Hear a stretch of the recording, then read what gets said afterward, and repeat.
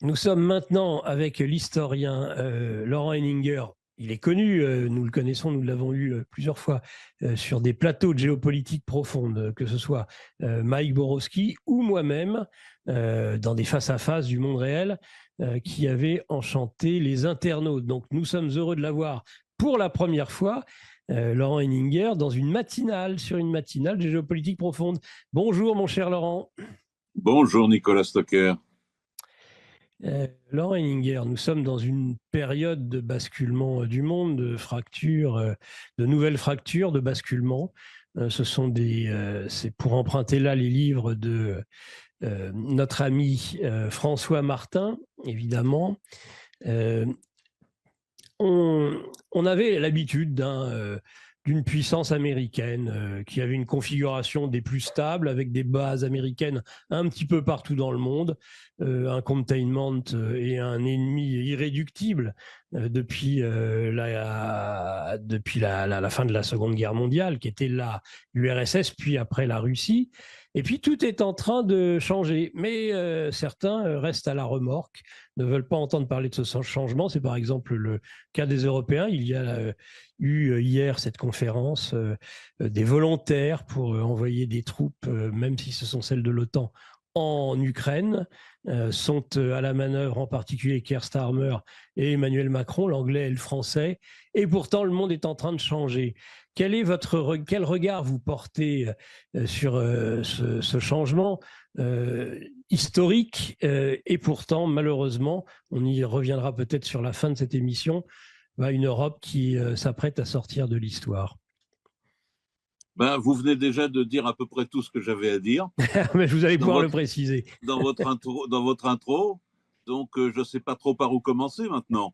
C'est un changement historique, effectivement. Là, on est dans un tournant de l'histoire.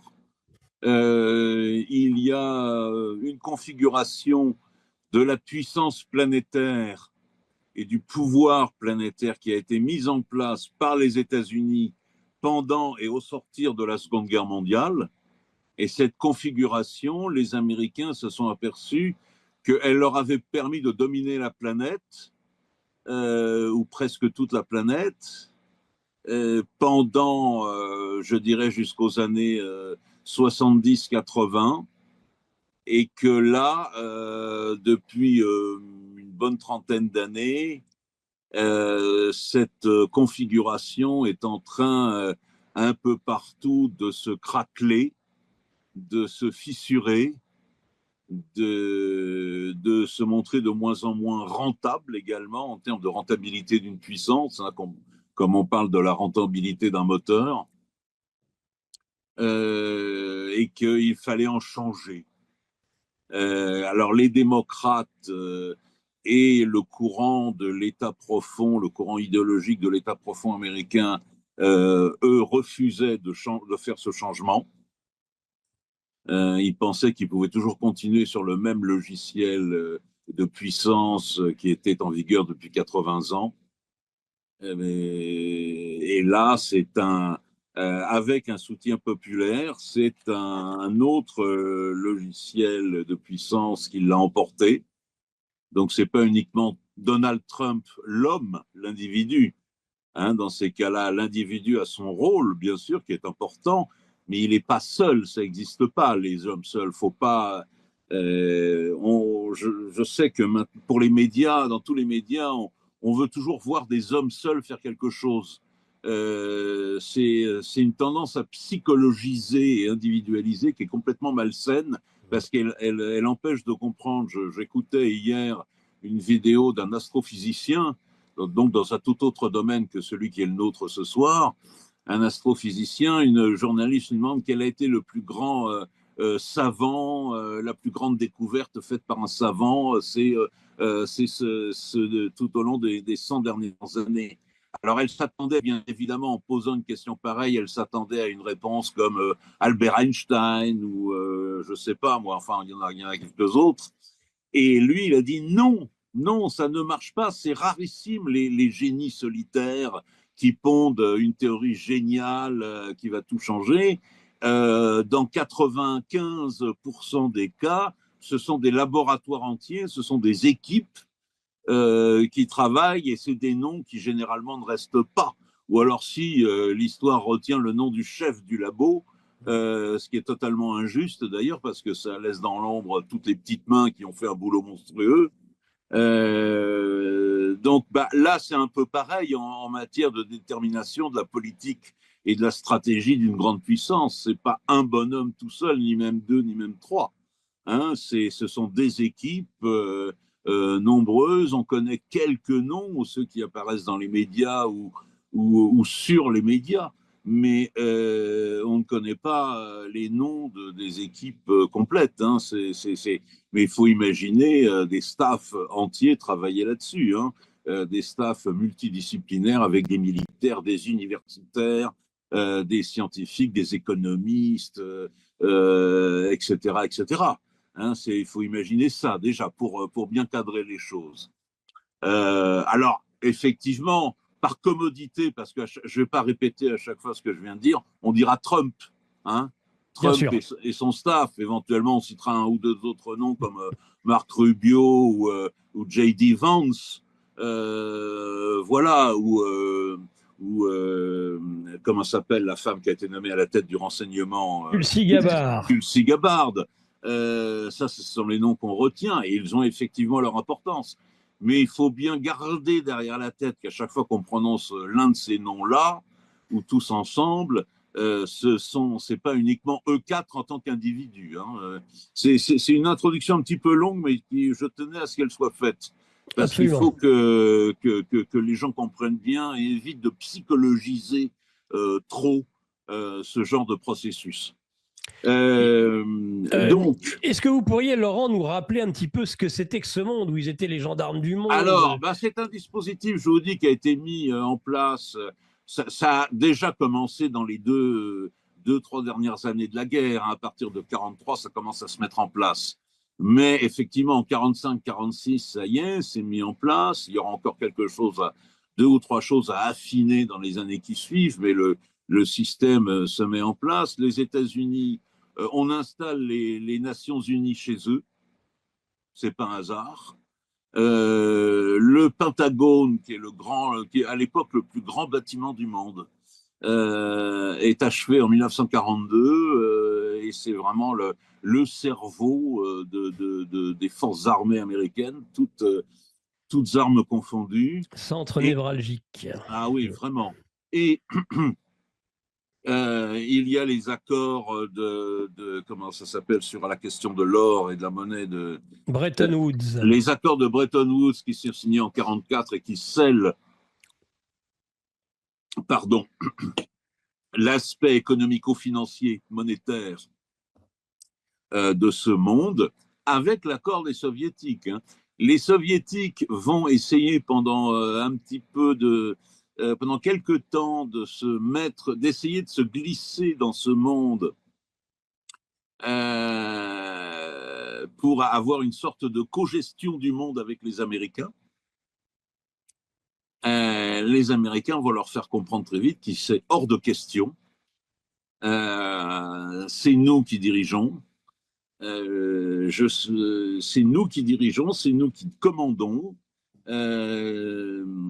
Soit vous acceptez notre direction, soit vous ne l'acceptez pas et dans ce cas, vous êtes ostracisé dans une sorte de ghetto. Alors, ça sera un ghetto de la taille de l'URSS et des pays satellites. Donc, c'est plutôt un ghetto immense, mais c'est quand même un ghetto par rapport à la planète hein, qui s'est mis en place là. Et ce monde, les Américains décident qu'ils vont devenir les gendarmes du monde. Dès qu'il y aura un problème quelque part, ils interviendront pour rétablir une situation en leur faveur. Ils vont créer progressivement un réseau d'environ 750 bases aériennes, navales, terrestres, d'antennes de renseignement, de radars, de missiles, enfin toutes les variétés du pouvoir militaire et de la puissance militaire. Sur l'ensemble de la planète, plus de 750 bases, hein, encore aujourd'hui. Ouais.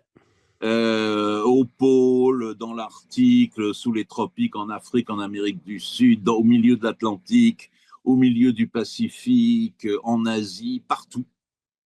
Je signale au passage que la plupart de ces bases ont non seulement enserrent la planète dans une sorte d'immense réseau, mais une bonne partie d'entre elles entourent et enserrent et assiègent littéralement les pays communistes ou les pays ennemis, enfin considérés comme ennemis ou adversaires des Américains. Donc, quand on accuse les Russes d'avoir un complexe obsidional, c'est-à-dire un complexe d'assiégés, c'est pas un fantasme de la part des Russes. Hein. Ils le sont depuis 1945. Ouais, c'est pas un sentiment, c'est pas un sentiment, une réalité. C'est une réalité objective, comme dirait l'autre. Et alors, il y a ces bases. Il y a donc un système monétaire économique qui est tenu par eux, avec le FMI, la Banque mondiale, les accords de Bretton Woods, comment dire, l'ONU. Alors l'ONU, soi-disant, tout le monde est égal, c'est vrai, mais quand dans une instance de l'ONU, les Américains ne sont pas en position de force, c'est très simple, ils la quittent. Ils n'y adhèrent plus. Et donc, l'institution ou l'instance des Nations Unies en question devient du jour au lendemain et ipso facto inopérante. Souvent, il faut savoir qu'ils en financent quand même 40-50% du budget. C'est vrai, c'est vrai, c'est vrai. Mais vous savez, ce sont des hommes d'affaires. Donc, quand ils financent quelque chose, on est bien d'accord. Ils ont du retour. Hein, ils ont du retour sur investissement. C'est ça. Mais voilà, bon. Non, je faisais référence. Bon, alors c'est des cas qui sont anecdotiques, mais quand ils se sont retirés de l'UNESCO à une époque, vous voyez, oui. Et ils ont cessé de financer l'UNESCO à cette époque-là. Oui. Donc ils financent plus quand ils se retirent. Hein. Et, OMS, demain, pareil. Pardon? OMS, pareil. Voilà, bon. Et alors, donc, il y a un volet militaire. Ils vont créer le plan Marshall aussi pour remettre en route les économies d'Europe occidentale dans l'après-guerre. Et puis, ce qui va les favoriser encore une fois. Ceux qui voient un don gratuit et désintéressé, évidemment, se fourrent le doigt dans l'œil. Hein. Oui, oui, c'était pas un don inintéressé. C'était d'autant moins désintéressé que tout ce qu'ils donnent, c'est produit par les États-Unis. Et donc, c'est du bénéfice pour les entreprises américaines. Voilà, bon. Mais tant mieux, en même temps, on en a tous bénéficié, y compris dans notre vie quotidienne à l'époque, hein, enfin pour ceux qui étaient nés. Je veux dire, c'était à la fois tout à fait bienvenu pour les populations, et en même temps, c'était quand même un cadeau empoisonné. C'était les deux à la fois. Ils vont créer l'OTAN en 1949. Du coup, les Soviétiques vont être obligés de créer quelques années plus tard le pacte de Varsovie. Mais c'est les Américains qui ont commencé à créer cette organisation stratégico-militaire. Et puis, ils mettent en place également un système où vous avez des gouvernements entiers qui sont contrôlés de façon directe, quelquefois indirecte, par les Américains, avec des chefs d'État, des ministres, éventuellement des rois ou des présidents de la République qui émargent dans les services soit du département d'État, c'est-à-dire le ministère des Affaires étrangères américain, soit à la CIA. Hein. C'était le cas, par exemple, on le sait maintenant, de M. Ben Ali en Tunisie, qui était un agent américain, qui a été mis en place comme président de la République, qui a fait le coup d'État contre Bourguiba, et pour déposer Bourguiba, qui était, il est vrai, devenu complètement gâteux, mais Ben Ali était vraiment un agent des services américains. Donc c'est un mélange de corruption et de coercition, un peu l'équivalent des Gauleiters durant l'occupation allemande. Hein. Complètement, un mélange, alors plus doux, enfin pas toujours, mais un peu plus velouté et un peu plus habile, un peu moins lourdeau que les Gauleiters nazis ou leurs équivalents communistes. Hein, parce que le problème des nazis et des communistes, en fait, par rapport, on dit ils étaient pires que les Américains. À la fois, c'est vrai, ils étaient pires objectivement, ils ont tué plus de monde. Et en même temps, c'est pas qu'ils étaient moins pires, si vous me passez l'expression, que les nazis, c'est que les Américains ont toujours été beaucoup plus habiles, beaucoup plus adroits et beaucoup mieux à même d'enrober leurs actions autour d'un magnifique paquet cadeau qui faisait passer la pilule. Et une fois de plus, vous excuserez cette succession de métaphores sans rapport entre elles, mais ils ont une immense habileté. Bon, ils maîtrisent le marketing, la communication et tout ça, la pub. D'ailleurs, très souvent, des grandes agences de pub américaines de Madison Avenue à New York, les Mad Men, comme on les appelait, ont été mises à profit, à contribution dans ce genre d'action. Bon. Et ils avaient vraiment des gouvernements à eux. Ils en ont encore, d'ailleurs. On en voit, même de très proches de nous. Et c'est comme ça que ça fonctionne quand un gouvernement se mettait à ruer dans les brancards alors qu'il était allié des États-Unis et à être gênant. On organisait un coup d'État sur place. C'est ce qu'ils ont fait en 1953 en Iran en expulsant le Premier ministre, en arrêtant le Premier ministre Mossadegh qui voulait nationaliser les pétroles. Ça n'a pas plu du tout à Londres et à Washington. Oui, parce qu'il faut savoir que dans ce dispositif, il y a aussi un comparse du deuxième rang, vous savez, c'est Laurel et Hardy. C'est les Britanniques. C'est les Britanniques, qui ont compris, avec la Seconde Guerre mondiale, qui ont compris que dorénavant, ils ne pourraient plus être en rivalité avec les Américains, parce qu'ils ont quand même failli rentrer en guerre pour la dernière fois, les Américains et les Britanniques, au début des années 1920. Vous voyez, après la Première Guerre mondiale. Ils n'étaient pas d'accord sur une question de traité de limitation des armements navals que les Américains voulaient imposer. Et les Anglais, dans un premier temps, ne voulaient pas concéder la suprématie navale qu'ils avaient en Europe depuis 1805. Même en Europe, mais même dans le monde.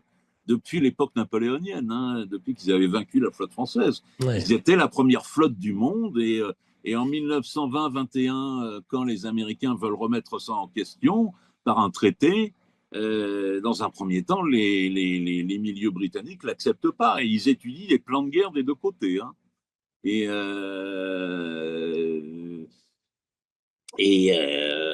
Comment dire, donc là, au sortir de la Seconde Guerre mondiale, les Britanniques ont compris que ce n'est pas la peine et qu'il faut mieux être le glorieux second. Et il y aura même un Premier ministre conservateur britannique dans les années 50, qui était Macmillan, qui dira dorénavant, nous, c'est-à-dire nous les Britanniques, nous serons aux Américains ce que les Grecs ont été aux Romains, c'est-à-dire les grands inspirateurs et les modèles intellectuels et... Sachant que les Romains ont quand même liquidé les Grecs. Ils les ont liquidés, mais ils ont piqué toute leur culture. Oui, ils ont piqué toute leur culture et jusque très tard, ils ne les ont pas complètement liquidés, ils les ont complètement avalés, digérés dans leur système.